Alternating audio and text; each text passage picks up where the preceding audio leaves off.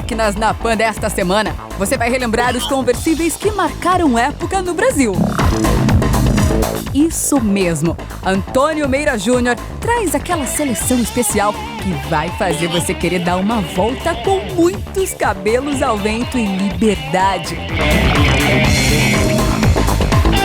Nosso prata da casa, Leonardo Maríngolo, faz um test drive no SUV chinês GAC Hypertech Ultra. Renato Belotti mostra em detalhes pra gente a Romizeta, esse clássico nacional fabricado no interior de São Paulo no final dos anos 50. Em solo italiano, você vai andar com a gente na pista de Balocco, em Piemonte, a bordo do Fiat Panda, que deve chegar em breve no Brasil. No pit stop da pista, batemos um papo para falar dos próximos lançamentos da Fiat em comemoração aos 50 anos da marca no Brasil. Ainda na Itália, você vai conhecer a Oficina 81, um templo da memória automotiva do país, com carros impressionantes.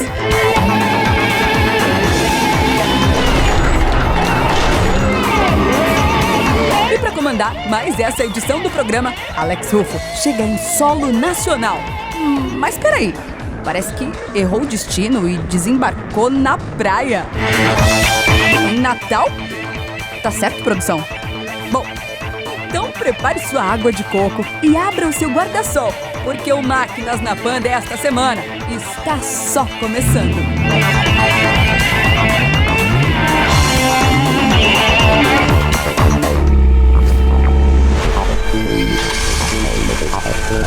Máquinas na Pan. Um velho calção de banho, um dia pra vadiar, um mar que não tem tamanho, um arco-íris no ar. Calma, calma, não se assuste, eu não sou Tom Jobim, muito menos Vinícius ou Toquinho, mas também não estamos na praia de Itapuã.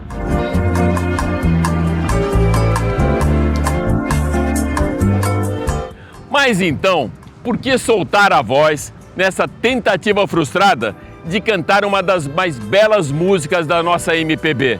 A explicação é simples, não estamos em Itapuã, mas com muito sol, mar e esse cenário maravilhoso, estamos na cidade de Natal, aqui no Rio Grande do Norte, para falar de uma categoria que tem muito a ver com cabelos ao vento, sol e liberdade, os carros conversíveis.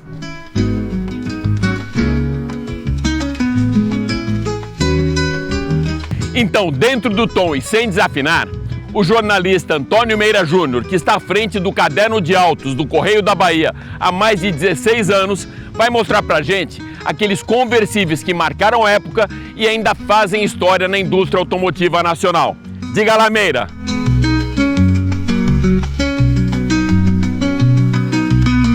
Oi, Alex, é sempre muito bom voltar aqui na Pan, falar com você, com o seu público, e ainda mais de um assunto tão aspiracional como os conversíveis, né?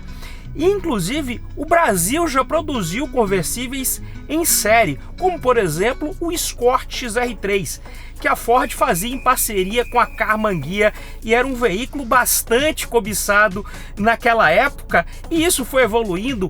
O Chevrolet Cadete também teve versão conversível. Mais recentemente, o Fiat Cinquecento, o 500, ele também teve versão deste tipo, descapotável, como é dito em Portugal. O Chevrolet Camaro, quando chegou ao mercado brasileiro, ele tinha uma versão coupé e tinha também o charme do conversível, que você poderia utilizar muito bem num passeio aí nessa orla magnífica de Natal. Mas hoje em dia você tem diversos produtos com essa característica, que são produtos que você almeja, que você deseja, que tem um charme próprio, né? Inclusive a BMW teve um produto bastante marcante, que foi o Z4. Esse veículo, ele ganhou fama por ser utilizado em um filme do agente 007, o James Bond. Então esse veículo esteve à venda no mercado brasileiro e até hoje é um carro que ainda desperta muita curiosidade. A marca alemã continua vendendo produtos desse tipo, inclusive tem um Série 4 que tem uma capota rígida conversível. Outras marcas premium continuam comercializando este tipo de produto, como a Porsche. Ela tem versões do icônico 911 que podem abaixar a capota.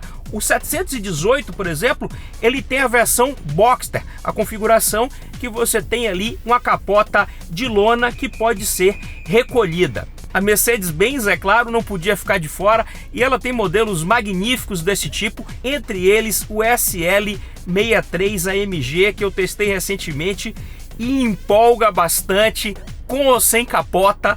Mas quem puder baixar a capota para dar uma volta, desfrutar do som do motor que esse carro oferece, é demais.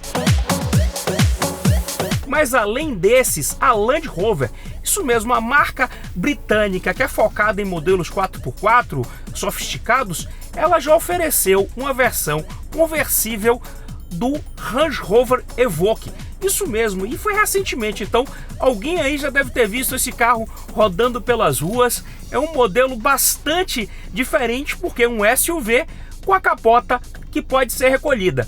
Agora que você que está aí aproveitando o Rio Grande do Norte, ia muito bem em uma duna a bordo de uma picape. Isso mesmo, e o mercado oferece esse tipo de produto, que é a Jeep Gladiator, que você pode desmontar completamente a capota desse utilitário e aproveitar inclusive no off-road. E você que está nos assistindo, você iria buscar um XR3 conversível, talvez um Cadete, e arriscar num SUV conversível? Iria para uma picape ou ia para um clássico? Me conta aí, conta pro Alex também, responde aí pra gente. Eu poderia até te convidar para um passeio bem diferente de buggy aqui nas dunas de Natal. Mas eu vou propor uma história diferente. Um mergulho com uma jornada, uma carona, na verdade, com o Renato Belotti, da Garagem com o Belotti, no carismático e icônico carro do final dos anos 50 e início dos 60, o Romizeta. E o primeiro carro produzido aqui no Brasil foi o Romizeta. Romizeta feita em Santa Bárbara do Oeste, muita história para contar, precursores na indústria automobilística nacional e principalmente precursores da mobilidade. Então, vamos conhecer esse exemplar de 1960 em detalhes. Bom, falar de Romizeta é falar do precursor, né? O primeiro veículo fabricado no Brasil justamente foi uma iniciativa do governo com o GEA, o Grupo Executivo da Indústria Automobilística, que a ideia era fomentar a indústria nacional. A gente já tinha, vale lembrar, Volkswagen que trazia Kombi, Fusca, no formato CKD, vinha tudo desmontado e eles montavam em São Bernardo do Campo. O índice de nacionalização era baixo.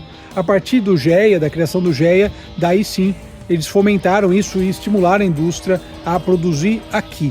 E a Isetta foi a primeira Home, né, a Indústrias Home em Santa Bárbara do Oeste, que pegou essa licença da Isetta, que é um carro fabricado em outros países, como a gente viu no BMW Isetta também, e produzir esse veículo. Produção pequena, produção total no fim, mas a ideia de dar o pontapé inicial. Logicamente, a gente sabe que 57 veio a Kombi nacionalizada, 59 o Fusca, mas eu acho que o Isetta ele tem esse papel importante de ser o primeiro, né? Ele iniciou essa indústria, que aí foi crescendo, foi nacionalizando toda, e isso talvez seja a coisa mais fantástica. Uma coisa legal desse carro, a gente vai ver agora a parte interna, a questão de tamanho, é que ele tem uma importância grande no mundo dos automóveis. A gente já falou aqui de carros da década de 30, de 20, que são carros legais, pela importância também que eles têm para a mobilidade. E eu acho que o Isetta ele representa exatamente isso, né? A ideia da mobilidade que passou a ter uma nova dimensão. A pessoa podia ter um carrinho que ela podia ir em qualquer lugar com ele, e essa ideia de mobilidade, hoje em dia a gente nem pensa muito nisso com a modernidade dos carros, mas se a gente for pensar na década de 50, o cara poder ter um carrinho para ir para qualquer lugar e outras distâncias, era um negócio realmente revolucionário. Vamos ver de perto. Então a Isetta justamente traz esse aspecto externo muito próprio, né? Ele é um carro para 2 pessoas ou 3, na verdade. Na propaganda tinha um casal com uma criança, né? Aquela família típica da época. O pessoal tinha até mais filho, né? Mas na propaganda era exatamente isso, para mostrar novamente essa ideia de mobilidade. Mas é um carro com umas soluções muito legais, né? Começando pela porta, né? Essa porta de entrada, rodas de 10 polegadas, que o Mini usava também, né? As rodas de 10 polegadas. Outra solução que eu acho fantástica é o aproveitamento da luminosidade desse carro, né? Então a gente tem até um quebra-vento nesse espaço pequeno, essa ideia dele de design é fantástica realmente. E a bolha na traseira, né? Esse vidro traseiro que você poderia botar bagagem aqui, compra no supermercado, enfim, qualquer coisa nesse sentido. E aqui nós temos um famoso teto de lona também, que dava um charme especial. E justamente, né, o conjunto todo do Romizeta, ele é muito bem acertado, porque é um carro bem pequeno, como a gente falou no início. Romizeta, as cores aí do Brasil, a abertura da porta.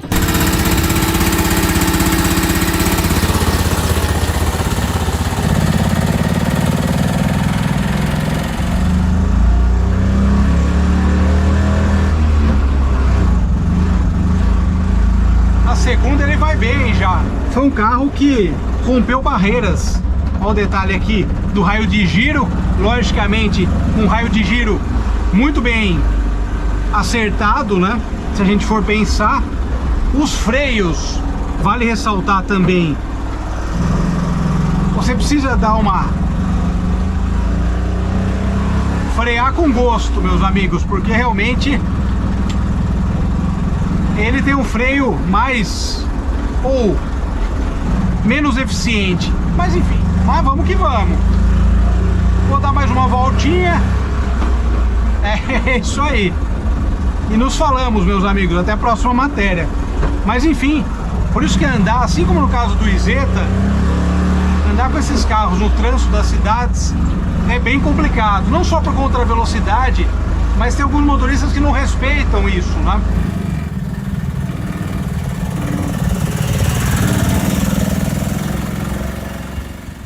E para aproveitar a preservação do meio ambiente e energia limpa, eu vou convidar agora Leonardo Maringlo para deixar você ligado na tomada com um carro chinês que tem abertura de portas estilo gaivota e conforto de classe executiva.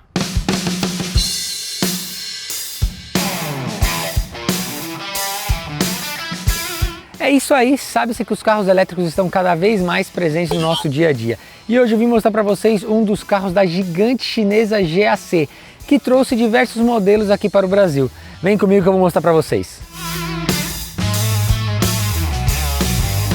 Aqui do meu lado então, GAC Hype-Tech, um SUV com muita tecnologia, principalmente conforto e comodidade. Mas antes de eu mostrar umas coisas bem legais que ele tem aqui, deixa eu mostrar para vocês um pouquinho o lado de fora.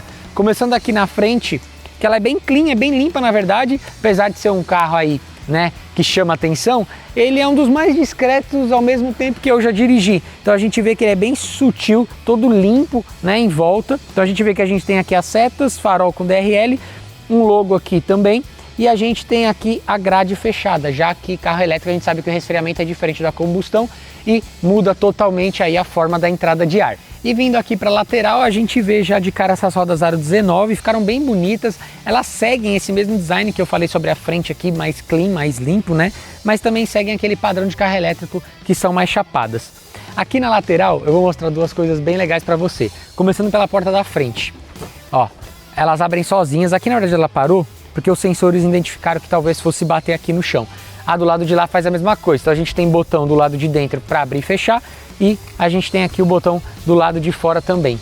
E o mais legal desse carro são essas portas traseiras à la gaivotas, né? Eles chamam de portas gaivotas.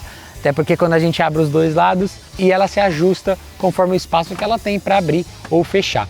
Bom, e vindo aqui para a parte de trás, o carro segue o mesmo conceito do resto que eu já mostrei, então é mais clean, mais limpo. A gente pega aqui a lanterna que é interligada aqui por uma barra luminosa, né? A gente tem aqui o nome da marca do carro e totalmente clean na parte de trás. O carro é bem bonito, mas agora eu vou mostrar para vocês um pouquinho lá de dentro, porque lá também é um show e um espetáculo à parte.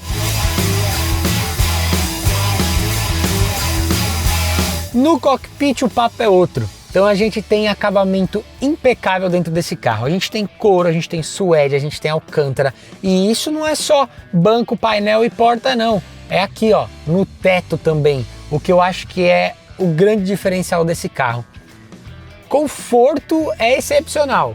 Parte inferior ela levanta para você apoiar os pés, deitar um pouco o banco, né, reclinar e viajar como se estivesse numa classe executiva. A gente tem aquecimento, resfriamento e massagem nos bancos. Pasmem todos, massagem nos bancos. E olha, eu testei, eu tava precisando e eu testei bastante, viu? O carro é super completo.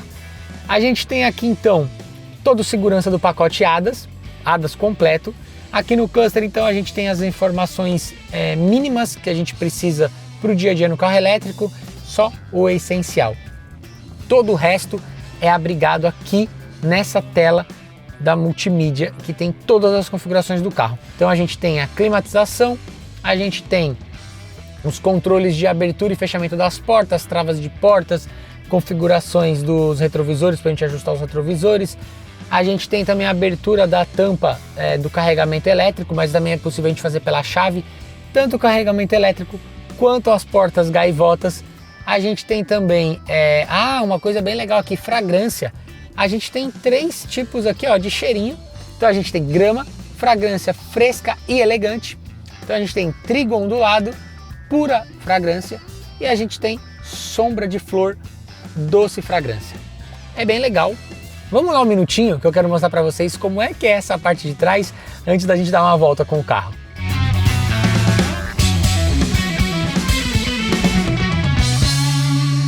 A gente tem uma mesinha aqui para poder trabalhar atrás do banco do motorista, então a gente consegue abrir e fechar ela, mas mais do que isso, a gente tem literalmente um conforto de uma classe executiva. A gente consegue empurrar aqui o banco do passageiro da frente até o máximo, né? Então a gente tem o máximo possível aqui, a gente tem uns controles nas laterais, coisa que a gente não costuma ter. Normalmente os controles são apenas na lateral do carro. Aqui então a gente abre um apoio de pé atrás do banco do passageiro, a gente reclina aqui na alavanca que a gente tem e a gente faz uma viagem super confortável, mais do que uma classe executiva. Fala pra mim, o que mais que eu ia querer da minha vida com um carro como esse? Eu ia passar a maior parte do tempo aqui na parte de trás, com certeza. É um luxo à parte, é um luxo que ainda não está no meu dia a dia, mas se Deus quiser estará. Mas vamos dar uma voltinha com ele que eu vou contar um pouquinho melhor sobre a autonomia e a potência aqui do nosso GAC Hypetech. Já os números do carro aqui em questão de potência são o seguinte: a gente tem 245 cavalos com 31,5 kgfm de torque, né? Então é um torque legal, né? O carro é elétrico, então ele entrega de uma vez só. O carro pesa 2,1 kg. Ele é pesado, mas se você for comparar com outros carros elétricos do mesmo porte, até que não é tanto, já que carro elétrico sofre um pouquinho por conta da bateria. Falando em bateria, a gente tem uma boa autonomia aqui nesse carro, viu?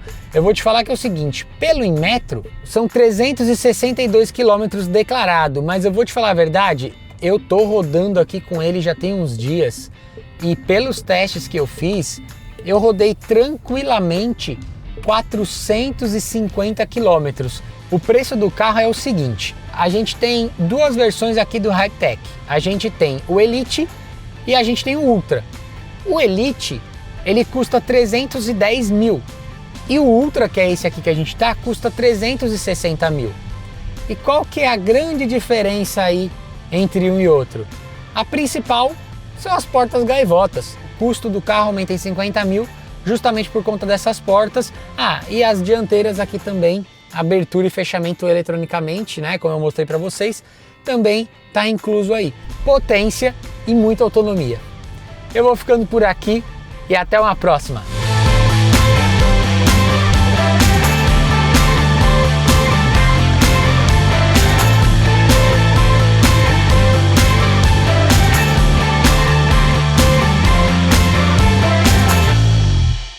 Na semana passada, o Máquinas na Pan esteve na Itália, em Turim, para participar da contagem regressiva dos 50 anos da Fiat no Brasil, que serão completados em julho de 2026. E a gente aproveitou também para conhecer uma pista muito icônica e emblemática, que é a pista de Balocco. E andamos também no Panda, que deve chegar aqui no Brasil no ano que vem.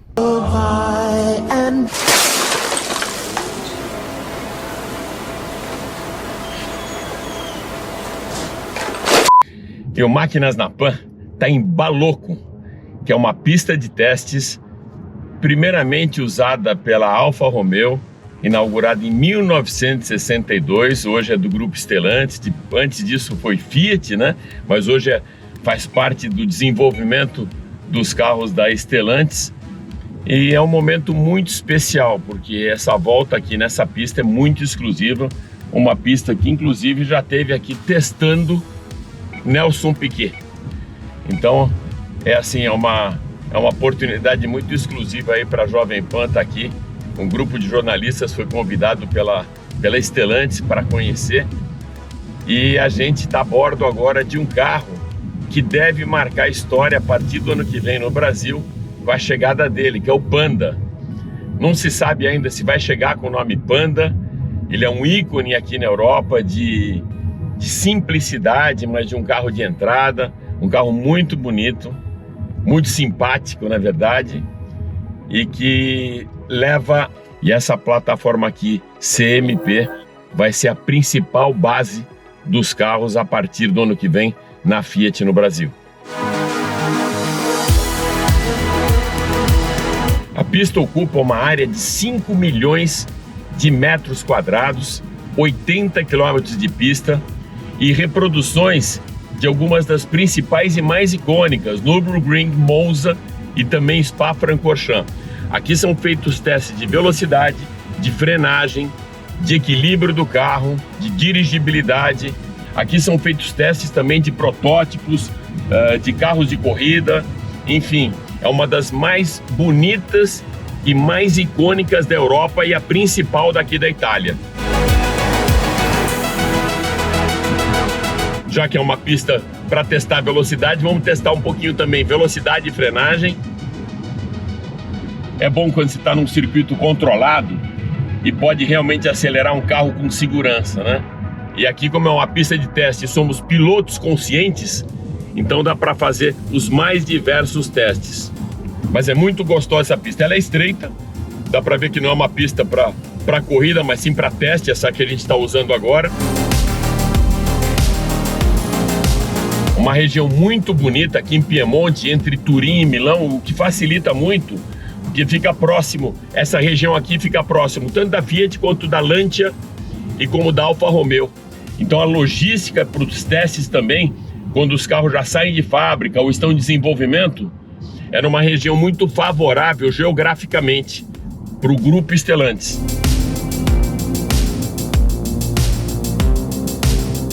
Baloco sempre foi muito associada, como eu falei no começo, né, como foi inaugurada pela Alfa Romeo, por esportividade e para os testes de velocidade dos carros esportivos da Alfa Romeo.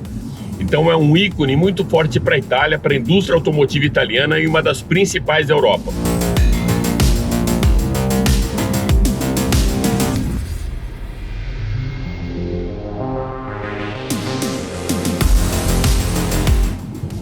De excelente dirigibilidade, a primeira vez que eu ando no Panda, então já me surpreende bastante e certamente vai ser um sucesso no Brasil, trazendo não só essa nova plataforma, mas também mais uma opção para o mercado brasileiro.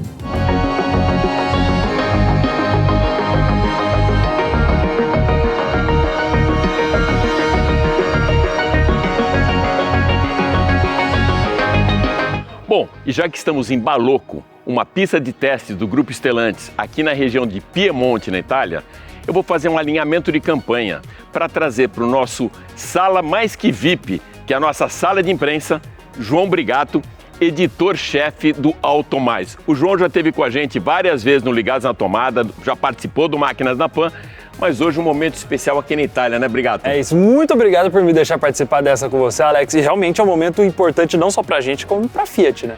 Principalmente porque se falou muito quando a gente tá vindo pra cá, qual vai ser o lançamento, o que vai ter de novidade, a gente já conheceu muita coisa, já conheceu o Lingotto, a pista suspensa, mas se falou muito do primo desse aqui, do Panda.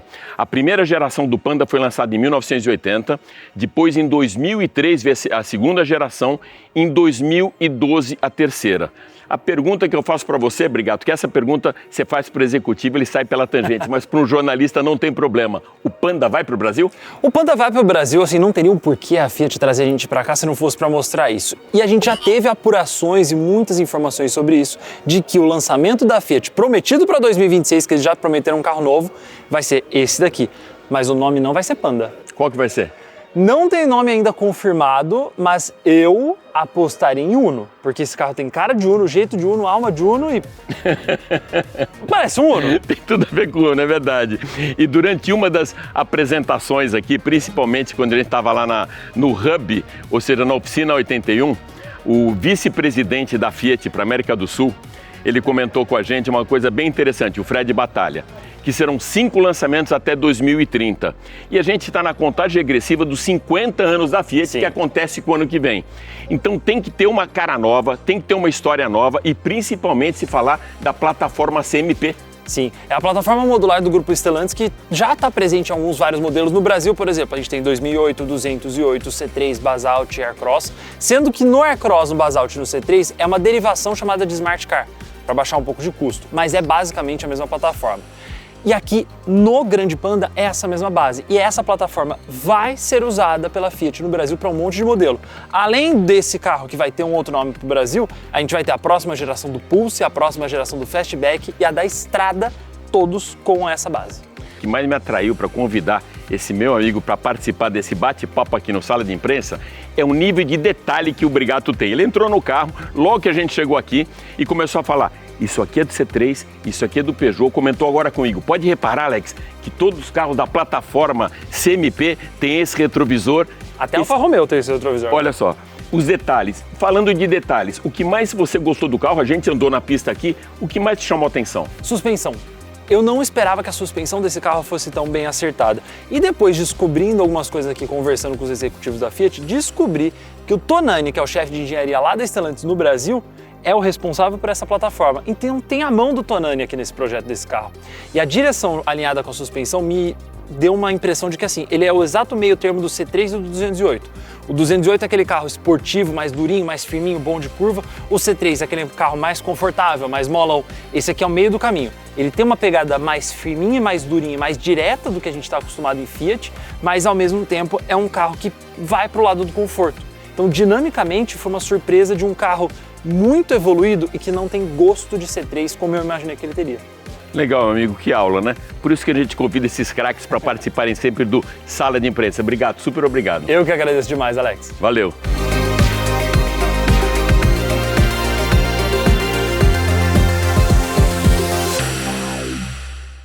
Oficina 81. A memória automotiva da indústria italiana no coração tecnológico de Mirafiori.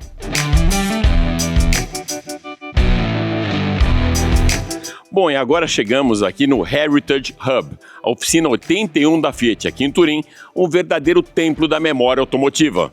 No coração de Turim, dentro do lendário complexo industrial de Mirafiori, a antiga oficina 81 ganhou nova vida e hoje abriga o Heritage Hub, um espaço criado pela Stellantis para preservar e celebrar a história do automóvel italiano.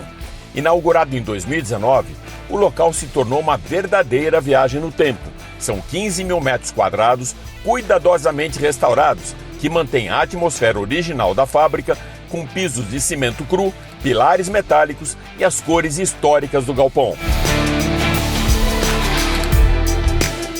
Esse espaço foi criado pela Stellantis em Turim para preservar, restaurar e celebrar a história das marcas do grupo, como Fiat, Lancia, Abarth e Alfa Romeo. Cada modelo conta com uma parte da história, não apenas da indústria, mas também da cultura italiana, desde o design até a inovação tecnológica. A jornada pelos corredores do acervo é uma viagem pela memória de Mirafiori, berço de alguns dos carros mais importantes do século XX.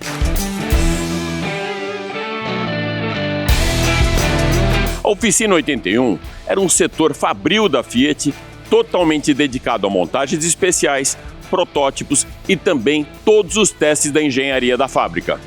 O Heritage Hub abriga também os escritórios da equipe Heritage, o programa Reloaded by Creators, que restaura e certifica veículos históricos para venda, e as chamadas Officine Classic, oficinas especializadas em manutenção e recuperação de clássicos. É ali que o patrimônio automotivo ganha nova vida, seja para colecionadores ou para integrar a própria coleção da Stellantis.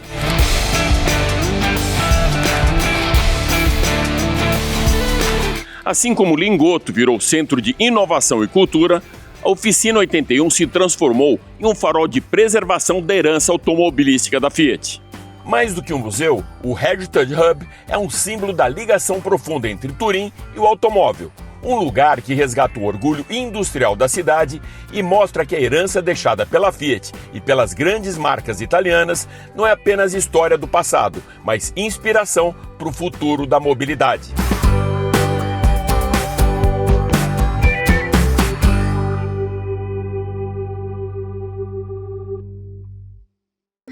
É isso aí.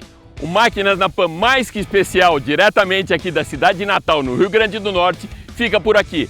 Mas vai lembrar que você pode acompanhar todo o nosso programa pela TV Jovem Pan News e pelas plataformas digitais da Jovem Pan. Super obrigado pela sua audiência e até a próxima. Valeu!